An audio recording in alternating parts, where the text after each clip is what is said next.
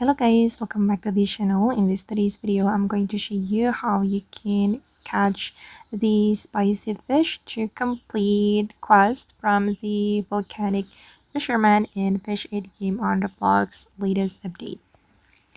Okay, let's get into it guys. To start the quest, of course, you need to visit the Volcanic Fisherman and there will be spicy fish quest.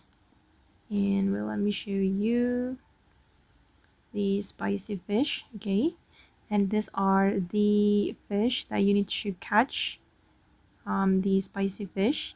And I'm going to show you where you can catch the spicy fish. Okay, you need to go to the Kohana Volcano. Go to the Kohana Island first, and then just follow where I go. Okay, right here guys, you will see this room, and just follow it and you will arrive at the Kohana Volcano. Okay, wait. Okay, and then you can fish here to catch the spicy fish. Okay.